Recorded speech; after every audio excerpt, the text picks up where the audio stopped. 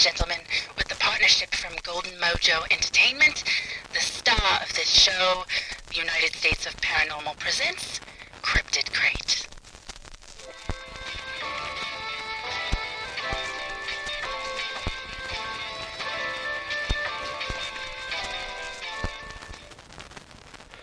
We know now that in the earlier years of the 21st century, this world was being watched closely by intelligence greater than man.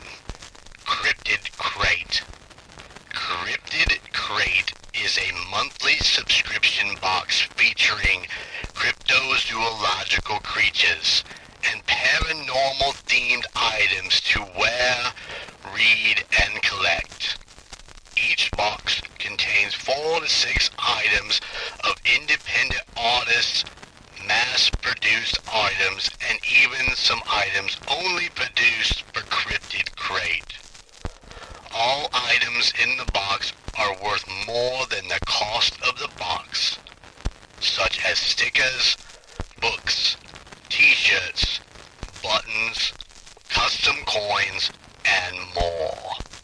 Cryptid Crate is now offering a junior edition for kids, featuring t-shirts, handmade plushes by Cryptid Comforts, and a few other child-aimed items.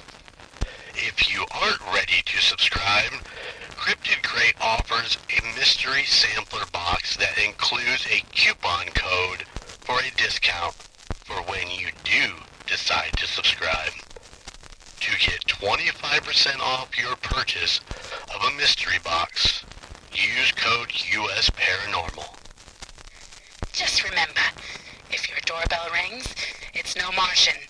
It's just Cryptid Crate.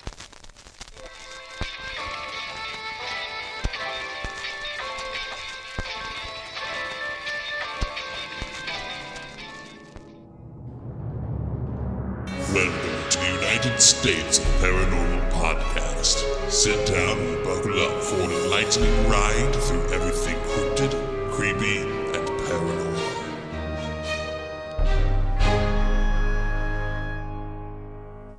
Welcome back, Weirdlings.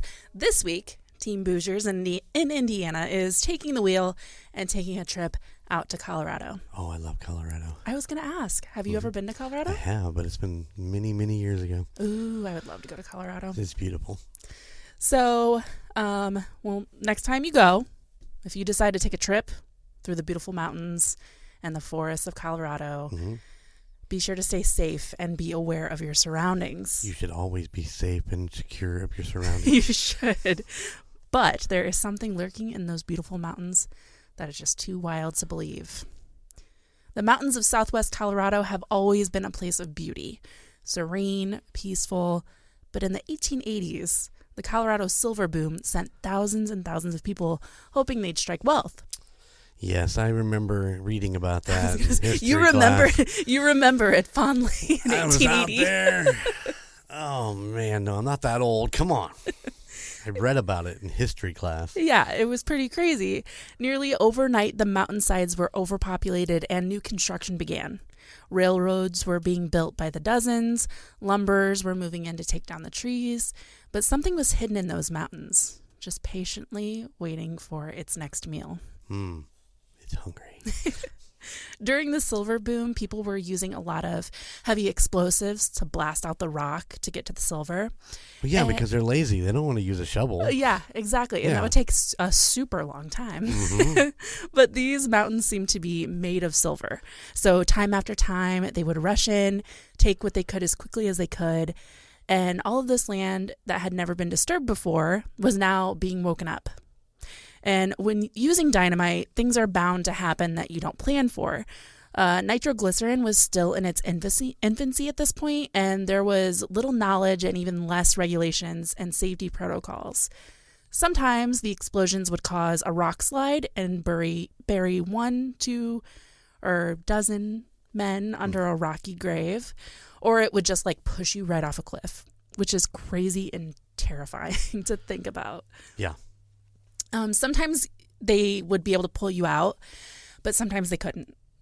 Or even if they did pull you out, they were so deep in the woods that the best thing that they could do was just like plop you on top of the same rocks that tried to take your life, and then give you some food, give you some water, and just kind of hope for the best. And if you did make it out by the time that the train that would take you and drop you off to wherever they were mining, when it would come back to pick those men up, you would be lucky enough to get back into town, get some medical assistance. And then if you were lucky enough, even then, you could come back out the next day and just keep on chugging along for those cheap wages. But some weren't that lucky. I'm guessing that most people were lucky enough not to get treated like a broken horse and just get shot in the head and be done with it. That's true. That is true.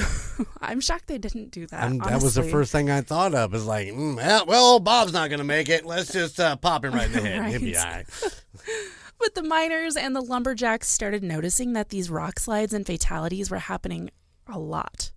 So often so that they felt like the mountains were taking retaliation against them. A lot of men started saying that they were seeing things at night while they were waiting for the train to come back, things that they couldn't explain.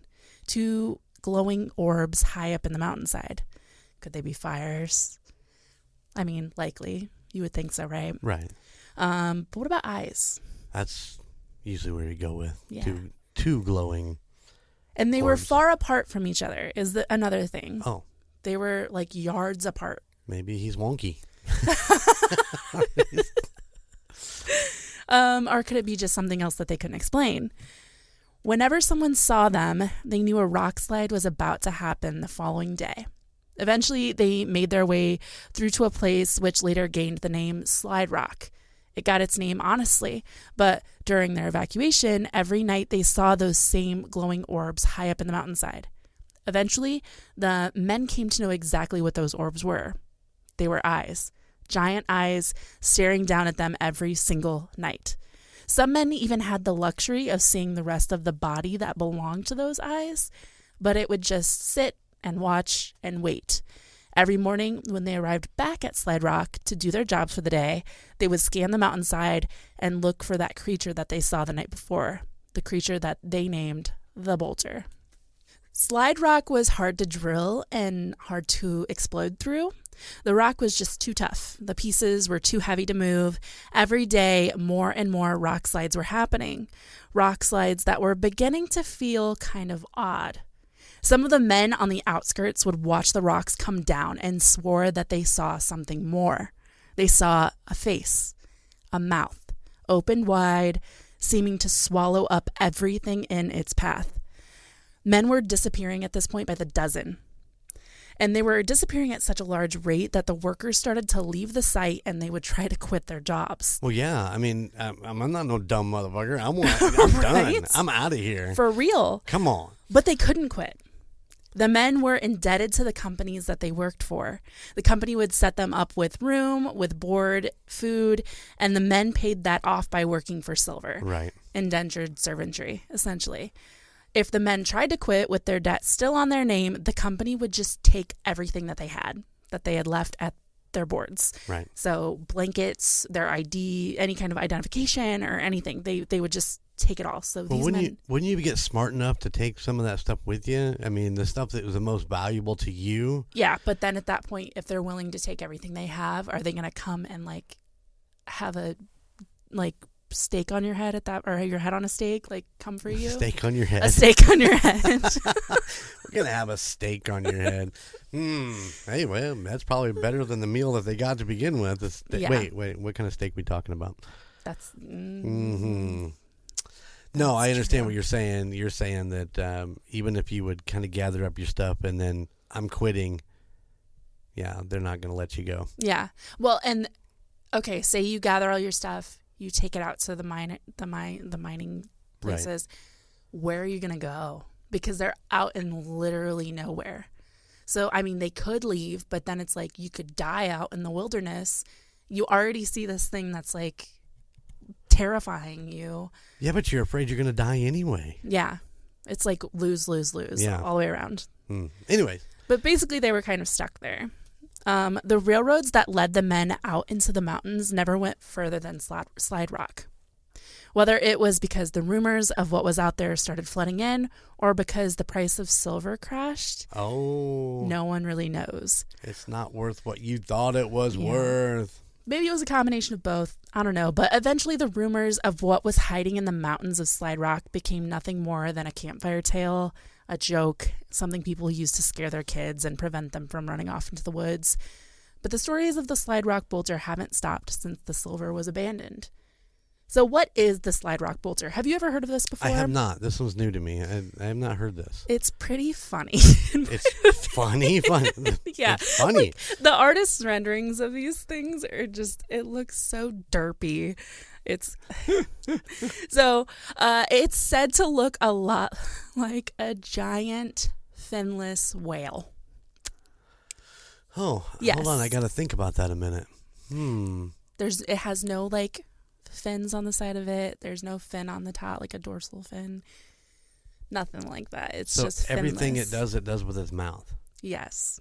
It does have a fluke, like up on the back of it, which splits off into two hook-like talons, and that helps it anchor onto the mountainside. Its eyes are small, they're red, they're glowing, and across its whole mouth its whole face is a large mouth, and its mouth spreads far back behind where its ears would be if it had ears. But it doesn't have ears. It doesn't have ears. The bolter only perches on mountains that have a slope greater than 45 degrees. But of course. Yeah. Ironically enough. Yeah, weird. And that's because it needs the momentum to force its huge body down the mountainside. It stays wherever it has itself hooked, patiently waiting, quiet, for a group of lumberjacks, tourists, miners, hikers to fall within its path. And when it finds the perfect opportunity, it lifts its tail up, unhooking it from the earth, and slides down at rapid speeds. And this is so gross. It speeds up its movement by allowing a slippery drool to escape from the sides of its mouth. I know, it's so gross. It's like the slip and slide. It's like, it's its own slip and slide. It's its own slip and slide. The drool goes under its body and makes it easier for the bolter to move and gain speed. As it travels down the hill, much like a toboggan, it opens its mouth and allows whatever it's in its way to be swallowed. So trees, rocks, woodland creatures, and people. Once it stops, it flops and wiggles its way back up to its resting place, and then slaps its talon tail onto the ridge and starts the process all over again. Oh my. Just visualize that, like this finless, legless critter just flopping its way, which has to be loud, right? I would think that people would notice that, and during the day of this, well, hell, I mean, if he's eaten and covered everybody in rock, nobody's really paying attention at that point. It's out in the middle of nowhere. Do we know what color this thing is? No, the artist renderings make it like gray, like it would, once camouflage again, itself if it's against rock. Hung on the side of a mountain, you would think that you would notice it if it was like gray or something in a green or a brown rocky area. Yeah, all the artist renderings make it look like a giant whale-shaped rock. Is kind of what it looks like. I'm just imagining the fish out of water flopping around trying to get back up this mountain. Like, oh, dear Lord. Oh. So not only has the bolter been an issue with disappearances inside the forests of Colorado, but its massive size has flattened trees and disrupted the wildlife in the area that it decides to skin down. Skid down. Deer. Words are hard. A forest ranger who oversaw the district between Ophir Peaks and Lizard Head came up with the idea to take out the bolter. And he created a decoy hiker using a plaid jacket, hiking pants, almost like a scarecrow kind of thing, And he ended up filling the decoy up with gunpowder and fulminate caps and put it in a spot where they knew that the suspecting bolter was hanging for a few days on a slope right on Lizard Head. It got the bolter's attention, no doubt, and it skidded down the mountainside and into the decoy hiker, and the resulting explosion flattened half of the buildings that were in the mining town of Rico, and they were never rebuilt again. So the bolter has been mentioned in different folklore and even in the 2015 book Fearsome Creatures of the Lumberwoods by Hal Johnson. And this book was an updated version of the 1910 book that was originally written by William Thomas Cox, and his book was entitled Fearsome Critters of the Lumberwoods with a Few Desert and Mountain Beasts. What a mouthful. We just a little add-on there. It's okay. Yeah. In this description of the bolter, it is an enormous landfish. Okay. It's an apex predator with rows and rows of sharp teeth, and its purpose is to scare other predators and cryptid creatures that stalk Colorado. Like werewolves is one of them. Bigfoot. Maybe Bigfoot. Maybe Bigfoot. And I thought this was really funny, and I had to add it. But in that book, they state that it's vulnerable to leprosy. Specifically.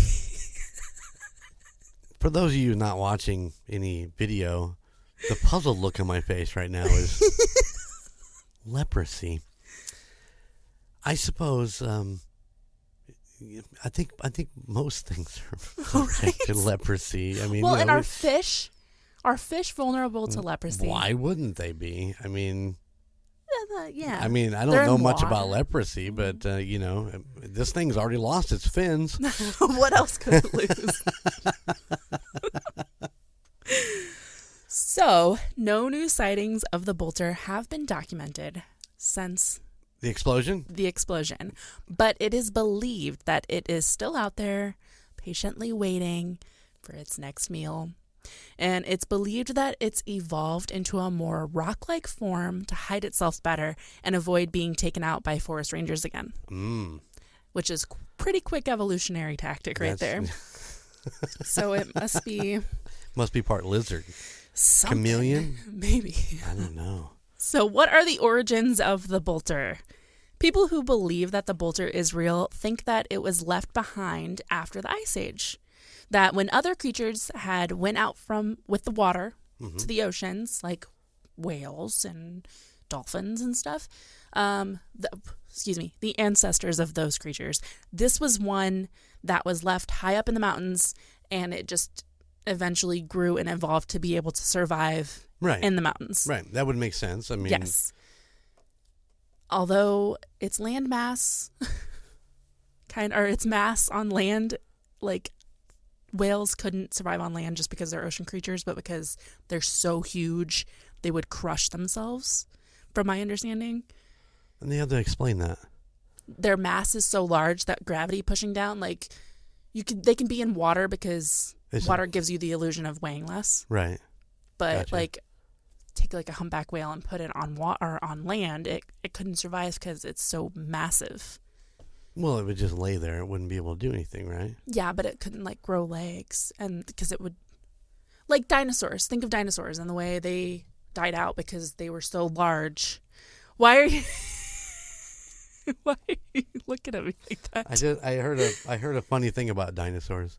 Okay, I'm ready. Yeah, it's just really a bad spot for this. I mean, but I don't know. You said dinosaurs, and I'd be like, we've never seen a dinosaur, but yet we know how they sound.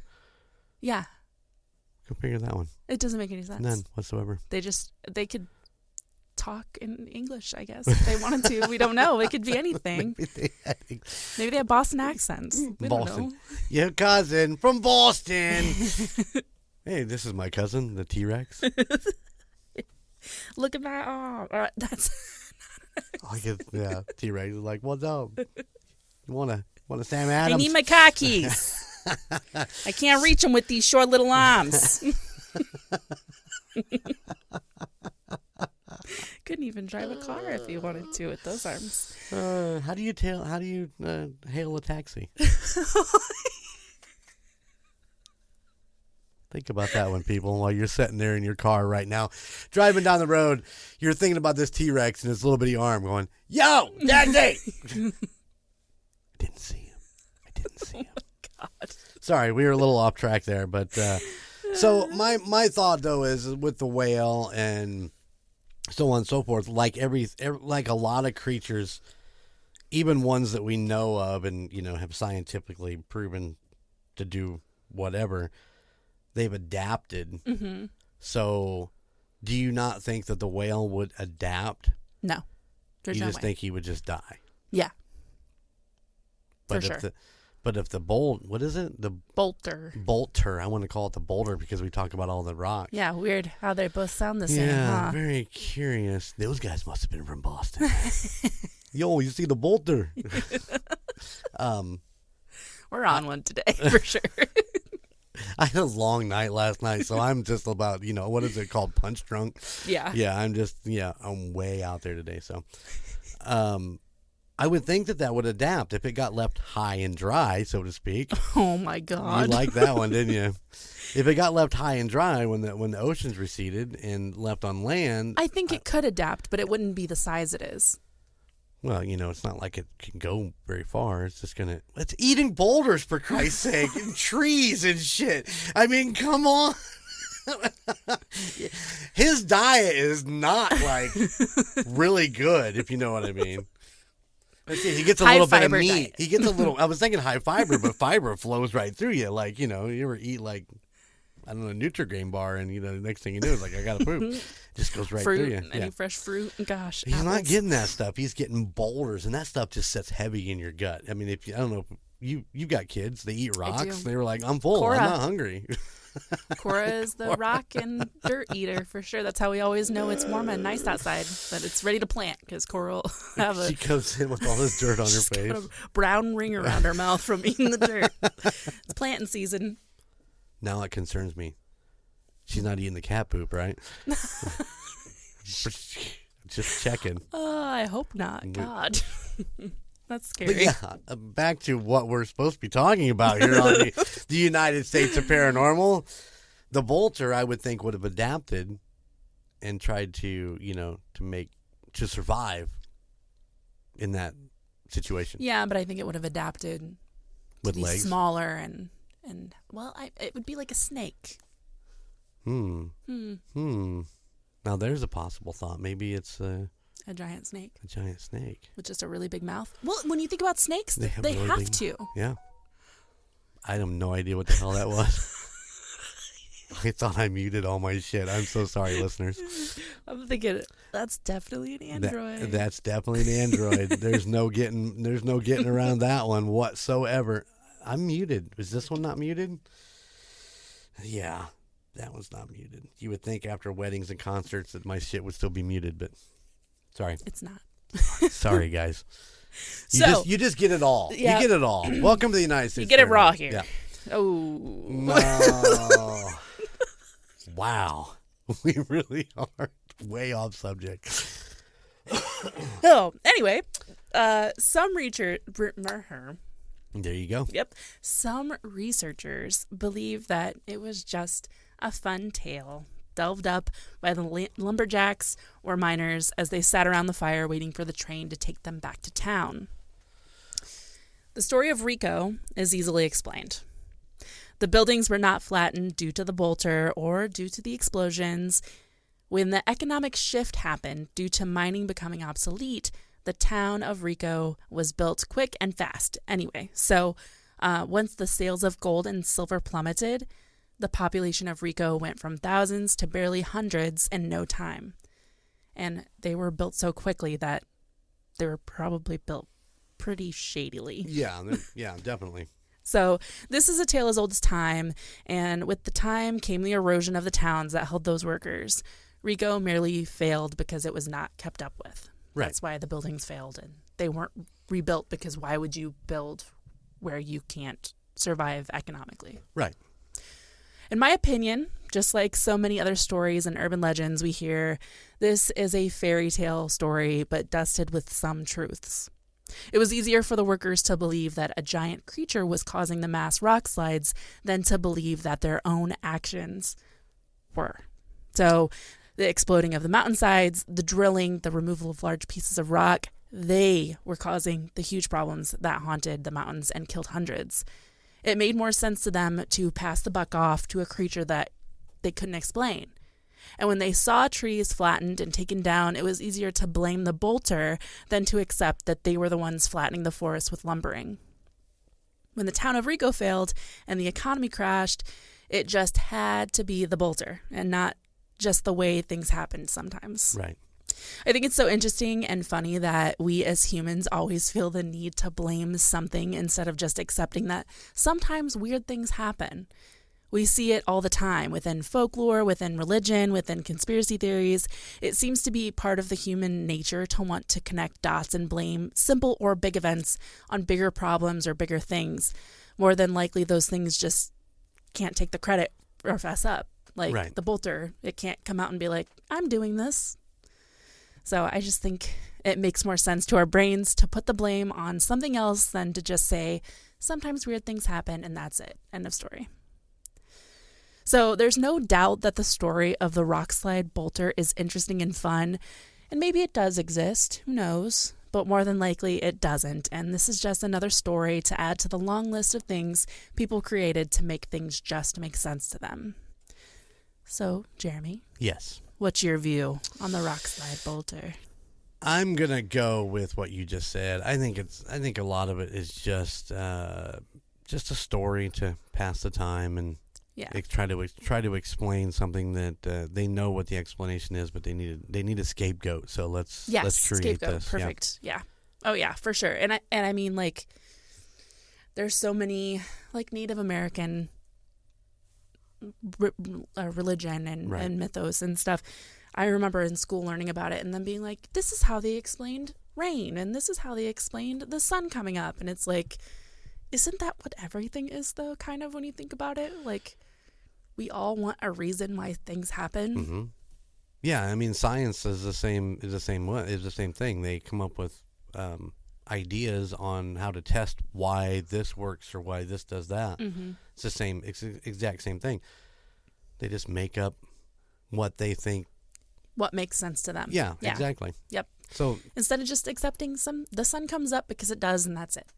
You know, like, it's weird. True. It's true. It goes down because, well, it just does. It just does. Things are just what they are. They are what they seem. Yeah.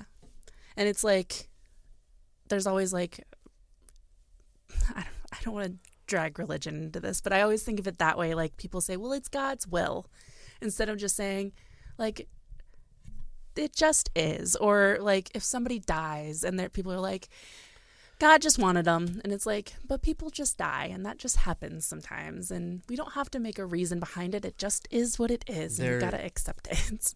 It's comforting for them. Well, coming up with the reasoning is comforting. And that's exactly it. Everybody has what makes them feel all warm and okay with everything. Mm-hmm.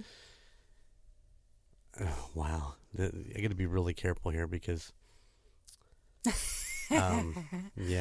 my views on religion are different than a lot of people's views on religion, and I think that you nailed it right on the head. Is that you have something that you can't feel, touch, or show, but yet it's all consuming. Yes. And it always makes everything okay. Yes.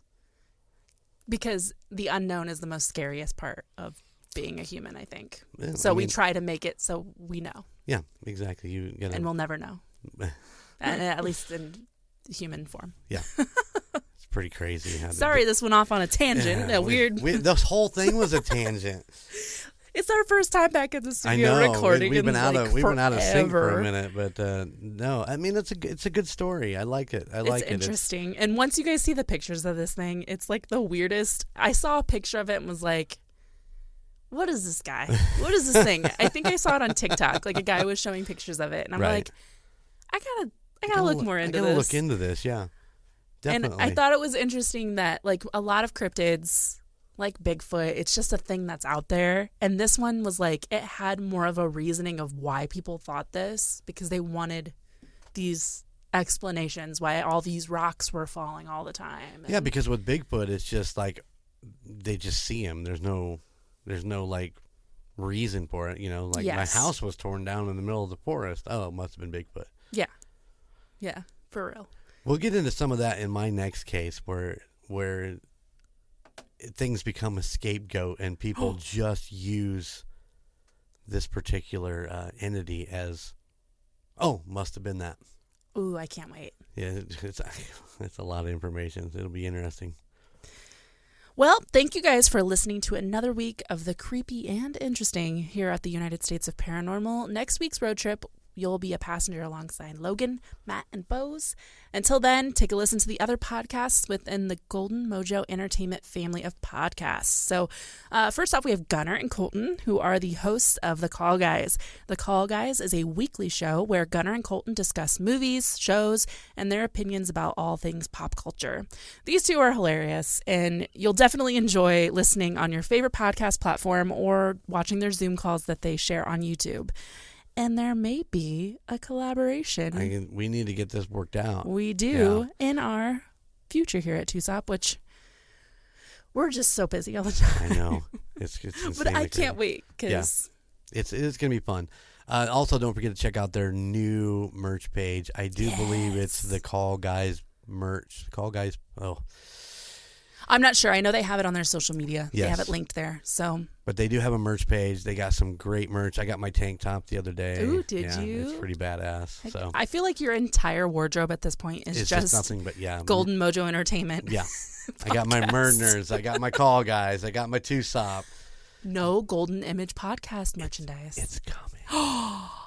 Speaking of Golden Image, Jeremy has a second podcast that is Golden Image podcast. It's true. He co-hosts with Gunnar, the Call Guys, and Skylar. Every other week, they discuss a new place or event that they visited in Indiana, so you don't have to. If you ever feel like you need something to do, but you're unsure of what you're getting into or whatever it is, check out Golden Image Podcast to get some ideas. And in between those episodes, Jeremy has been re-releasing episodes of his radio show, Golden Image Radio, where he interviewed numerous musicians and bands. So check out the vintage episodes to see all the fun and interesting things that Jeremy used to do. He used to kill it. He's still killing it. And don't forget, Golden Image is actually starting to bring in people. We've had past guests, yeah. Yeah, we've had John Lyons in. We had Mike Hilton in. That was an amazing. It was 2.5 hours, but it felt like 5 minutes. Listening to it. It was an amazing interview with Mike. We have some stuff coming up that's going to be coming out that we're really looking forward to, and yeah, it's exciting, big stuff going on. Super excited about what's coming up. So. Love it. And last but not least, my baby Murd not Nerds. Least. Murd Nerds is a true crime podcast hosted by myself, Alicia, and my lifelong best friend, Ashley. Each week, we dive into a new case of the unsolved, the missing, or just the plain weird from our home state of Indiana.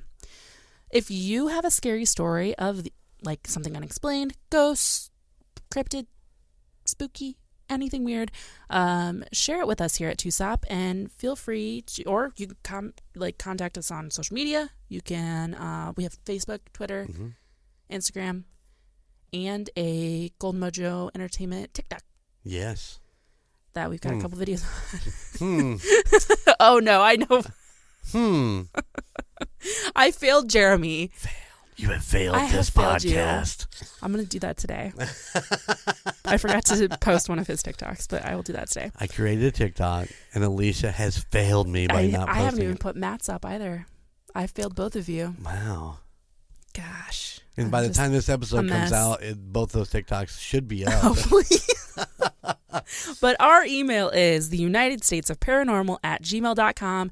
Send us your stories, and we'll read them on air, because I like hearing personal stories of what people have been through. Oh, and then when we start the next episode, our next episode, I will tell you a couple of things that I've been in contact with. I can't wait. And some upcoming stuff for the old Team Boosiers. Ooh, so many big things. Oh my goodness. goodness.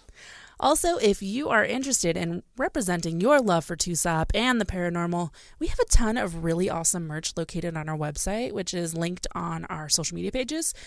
Jeremy, do you have a personal favorite of the tusop merch? Well, of course I do. I think ours is the same. No, it's not. It's not. I know what you're saying. Yours is the same as mine, as well as it should be. My personal is the Golden Oldies, which is, it's pretty much me. It's Jeremy. Yeah. And all the things he's done over. It's pretty amazing. The last forever. Mine is the Boosiers road sign shirt. I don't know. I just like it. It's classic. I rocked that out at the Lita Ford concert last night. Did you? That's what I was wearing. You're the best. He's always representing anything. I happened to record a short video for TikTok, but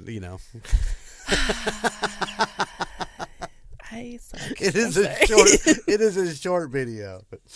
But I think that I'm going to start a war with Team Tejas. All right. And we're going to see who can sell the most of the road sign shirt. The which one? The road sign. Oh. The Team Boosiers or Team Tejas. So if you want Team Boosiers to win, go Team Boosier. Go buy a Boosiers road sign shirt because they're pretty cool looking. They're really comfortable. I wear mine to work all the time. Yeah, they're pretty great. So, yeah. You wear your Team Boosier to work? Oh, yeah. Okay. I wear all my merch from the podcast. I work at a library, so they're pretty cool about pop culture-y things, and I can wear whatever I want. Very cool. For the most part. So, yeah, they're pretty cool. Anyway, thank you guys for listening, and until next time, see you on the other side. Oh, yeah, you will. To support other Golden Mojo Entertainment productions, check out Golden Image Podcast, The Call Guys, and Murd Nerds wherever you enjoy listening to podcasts. To see photos and find new episodes of the United States of Paranormal, follow us on our social media. Twitter at TUSOPPOD or Instagram at the United States of Paranormal and Facebook, the United States of Paranormal.